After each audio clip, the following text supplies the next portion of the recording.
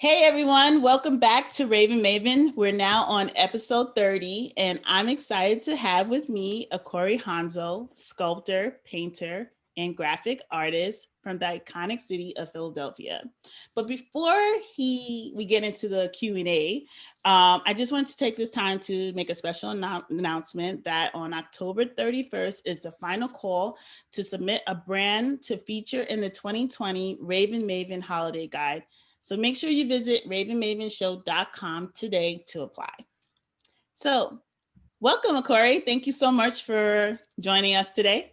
Well, thank you for reaching out and inviting me. Thank Really excited to have you. So basically, the first thing I want to start is just like your background and how you got into sculpting and what led to that. So what was like the start of your art? you. I always created. Um, I, I'm just I'm just one of those people that whatever when I wake up, if I see something and it could be anything, music, writing, whatever. If I see something and I go, oh, that's cool, I want to do that, I just start doing it. So I'm self-taught. I I started with drawing, then I self-taught graphic art. So learned that. I used to make beats, so I learned how to produce. I just anything that was interesting creatively, I just did. But it wasn't like as a profession. Everything was just I just like being able just to do it. So if I see someone else doing it, I can go, cool, I can do that too. But for me, it wasn't like a brag thing. It just Right. knowing I could have the ability. Um, so I always worked. I worked like regular jobs, corporate America, in a cubicle, making someone else money all day. And when what happened, or how I got into sculpting, because even with sculpting, it's just I just could do it. I don't know how I can never explain it. But uh remember Heath Ledger from he played the Joker in the Batman movie. He's my Um favorite Joker. well me and my wife were in a comic book store just looking around, and we were about to walk out, and she was like a fan of Heath Ledger, period, like Mm, Monsters Ball and like the other stuff. So when he passed away, she was really like sad that he was gone. So this is before. Now we have memorabilia for everything, but back then it wasn't memorabilia for everything. So while as we're walking out, she looks up and sees like a Heath Ledger Joker figure, and it's about 12 inches. So the box was big, and it was like $100, but we didn't collect figures. But she was like, you know what? I just got to get it. It's something of him. I just got to get it. So she bought it, took it home, and it sat there on top of like a wardrobe forever. It just sat there, unopened, perfect. And one day I just decided to go look at it. And so I right. opened it up and looked at it, and I was like, oh wow, look, he has tailored clothing. Look, wow, he has like a playing cards. The gun even has a little tiny clip you could take out. I was like, wow, look at all this detail. And I said, now I want a figure. So I went out looking for a black figure, and all you could see was blade, or I think pretty much that might have been it in terms of like a black figure in that scale, a Maybe black Spawn? person period, a piece that stood out. But no, what Spawn? Well, I'm talking about like that Barbie type, like with the real clothing and all Right. that, because that's you can liken it to, because the when girls grew up, they had Barbie and they could dress her. The boys didn't have that. We just had painted on clothes and all that. Um, so Barbie was actually a cooler toy. Like she had everything. She had the house, she had the salon, she just had everything. So I just so when I was a kid, I gravitated towards that. It was like, look, she got this, oh, the van, oh, she got the old McDonald's, Barbie leveling So up. yeah, Barbie and Ken had a car. I mean, so I was like, I was like, so when I when I went looking for like a 12-inch piece or something to start collecting myself, I couldn't find them at all. So instead of like going online saying, "Oh man, they don't appreciate us. Why don't we have? Why don't we have? Why don't we have?" I just was like, you know what? I'm just gonna sculpt it myself. I just That's literally right. just sat on the edge of my bed, grabbed some. I went on Amazon and looked at tools. I was like, maybe dental tools will work. Ordered dental tools because they were just small, and I just started sculpting right from there. Like you can, truthfully, you can literally go on my Instagram. Like you can see literally when I stopped. I was at work every day just drawing, and then it just shifted to sculpting. So you could Wow. literally see like my very first sculpt and how trash it is. Now I look at it, but back then I was like, oh, I'm doing it. And you could see like the evolution. So what happened was and the reason I did it at work was, like I said, I was working corporate America forever. I was tired of making someone else money. I was tired of just, it was like I just got tired, and I said, you know what? They took my time. I didn't get a raise in 5 years. Wow. Um, yeah, I was like, you know what? I'm going to take your time, and I'm going to make you fire me. And I'm going to sit here every day and sculpt at my desk until you fire me. And it took them a year. Wow. So basically, so basically, like I evolved as a sculptor over that time and got better and better. Wasn't the best yet, but, or not even, I'm not the best now, but I kept evolving. And then by the time they let me go, I was ready to hit the ground with my feet running. Like when they called me to the office, I walked in there, but they called it like it was a secret meeting, like they were going to catch me off guard. The minute I got that message, I packed everything up at my desk and ran in the room happy, and they couldn't understand. And I was like, where's the paper? And they're like, what? And so then they said, do you have any last? I said, follow me at the House of Honzo on Facebook. You'll see where I'm going. And then they laughed at me as I walked out the door. So, but like from then on, I like I said, they, if I didn't see it as me losing a job. I saw it Right. as, you're gonna turn me loose. Right. I worked 8 hours a day for y'all. Y'all gonna turn me loose, because after I would get off work, I'd work till like 3 in the morning on sculpts. After I get off work, it could be late at night. Wow. So when I said, so to me it was, you're gonna let me loose to work on my stuff for an unlimited amount of hours a day. I don't see the downside here. Right. So literally they let me go. I'm just sculpting, and my wife literally came to me and said, yo, they're building this pier. It's a place that I know would be great for you. I heard that they're building this place down on the waterfront. And she showed me the paper, and my conditioning was, oh, they're not gonna let my black behind in. That's for white people, you know. Right. I even applied with a white lady so I can get in, you know. So like that's how my conditioning was look, they're not gonna get this, they're not gonna So get you what I'm automatically doing, thought that it's going to be some bias towards you. because it came from that lady. Right. So I automatically assumed that was for her. That wasn't for her to share Right. with my wife, because my wife had the vision. She was like, yo, it's a perfect space for you. I'm sitting there like, they're not gonna let me in here. That's for them. You weren't supposed to get that information, you know. So, but so she but but by then I had already started sculpting. I started working on like historical figures, James Baldwin, Marvin Gaye. I had more pieces, and I saw it as art more, a little bit more. And I applied, and then when I went to the interview, they chose me, um, but the other lady didn't get chosen. She was a friend, but she didn't get chosen. It like blew my mind. So when they're looking at my work, they literally understood it and they got it. They were like, wow, you know. And they weren't white. They weren't black. They were three white people in the meeting, but I saw how like they got it. Right.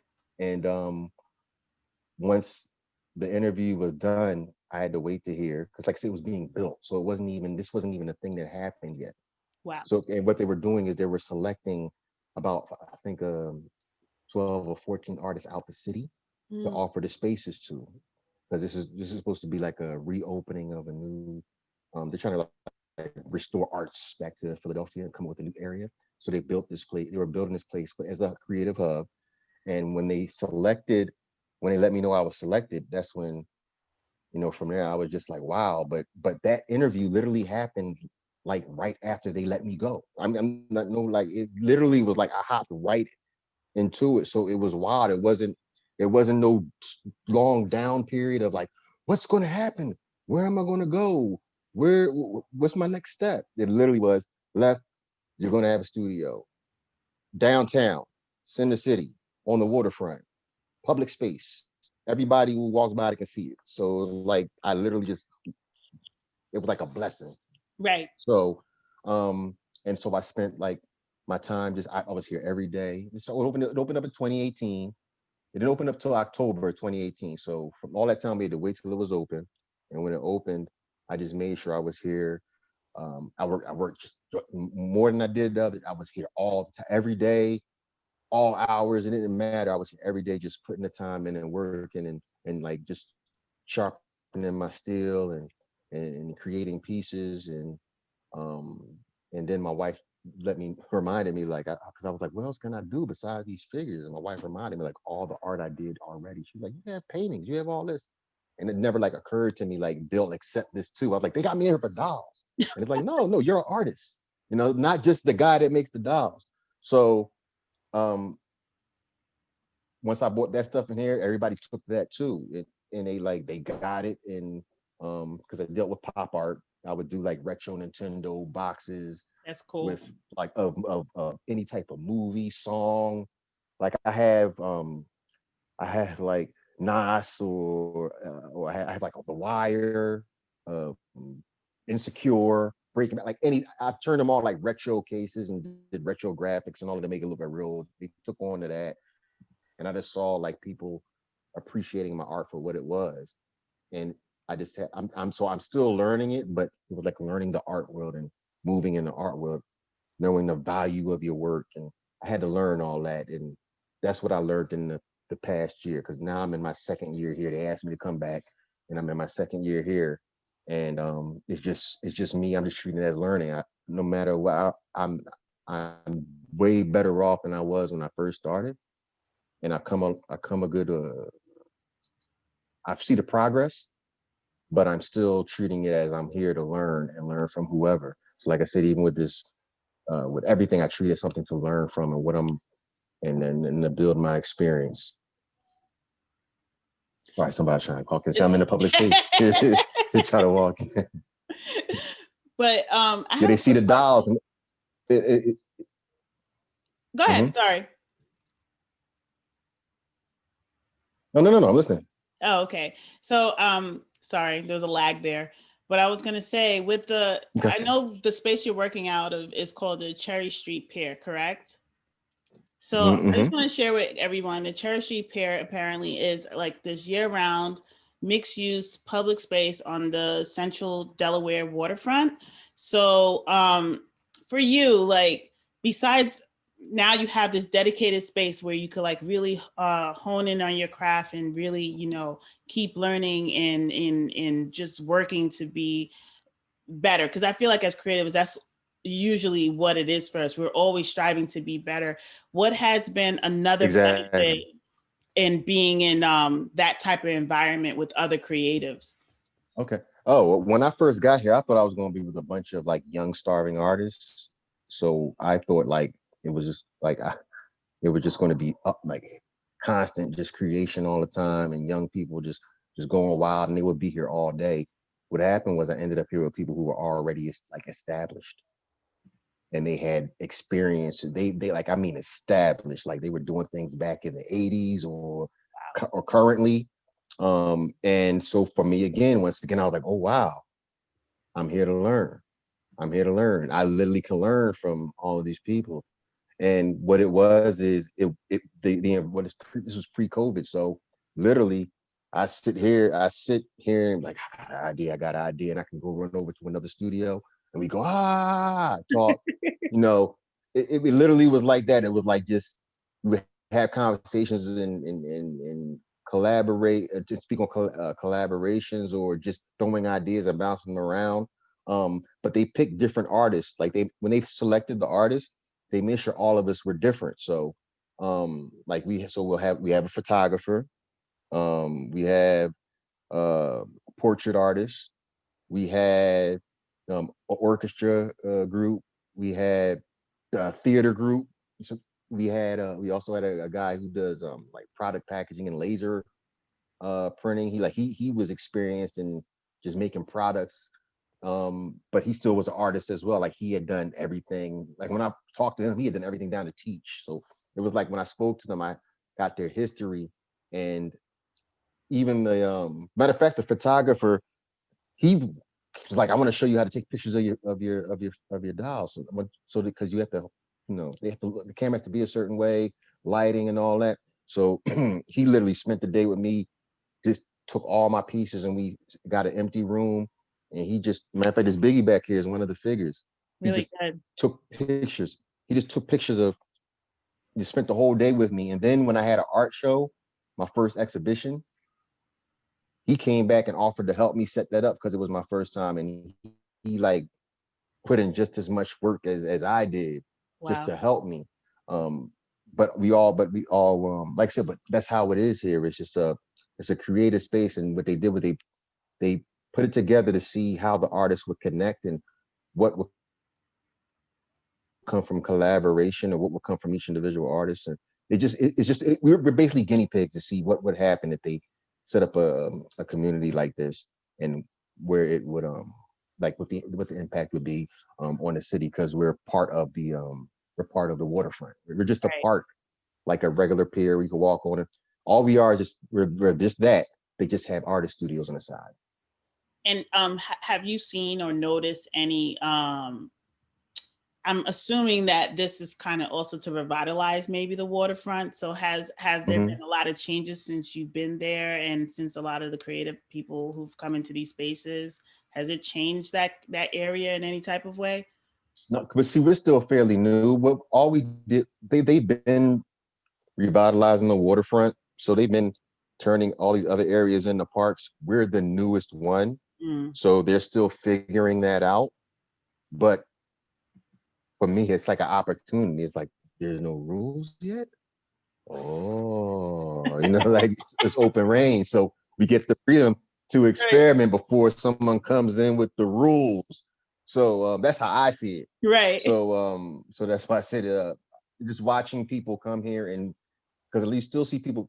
I I used to have my studio like way down at the end because I wanted to be like last. I said I wanted to see people just stumbled on to my space and just watch, when they see the doll, like watch them just go, what the heck is this? They're like, what does he do? I see dolls. That's paint. What is this? What is this? But I had the fun. I had the chance of doing that and seeing that, and then the experience from it made me see a bigger picture than just being a better creator. Right. Um, it the figures started to um, elicit a reaction, and they would cause conversations because I'm in Philadelphia, but I'm in downtown. Not all black people down here. It's a lot of white people. So a majority of them are walking by most of the time. And then sprinkle of black folk come by, and then they'll go, "Oh, we found you," but with the white people, I didn't know what their response would be. And Right. what's crazy is Malcolm X is like their favorite figure. Oh, they'll come in and they'll go, "Oh, James Baldwin," um, and we'll have conversations, like conversations about race, or even a lot of white teachers. They'll be like, "Thank you for being here. Like, you're doing activism." They would explain to me like, "This is activism. You're doing in Right. your own way. You're doing activism, and we need to learn about this stuff."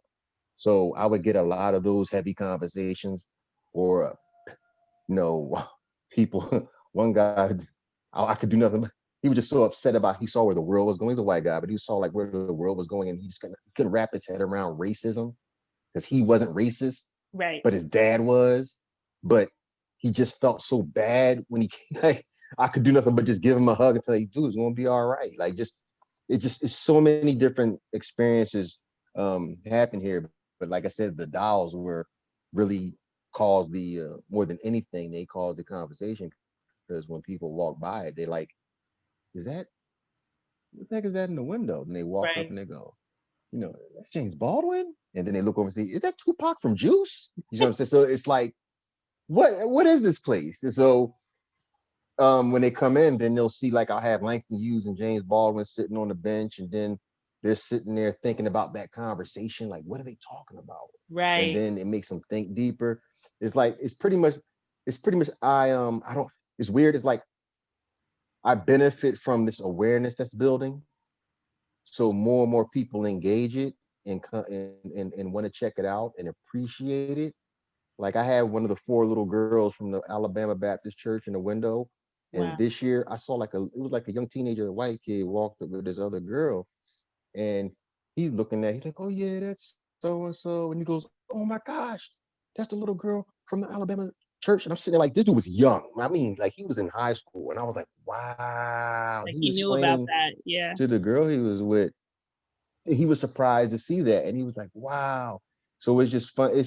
For me, it's like I said, the experience is very different, and it's different than what I planned. I just wanted to be like you ever see that movie Gremlins, Yeah. where Who it's has this never seen Gremlins, right? dude has like the shop with yeah, sometimes sometimes you'll find somebody, but that's what I visioned me. That's what I wanted to be. I wanted to be just that shop that people stumbled on, and it's like, what the heck is in here? Like, what is this?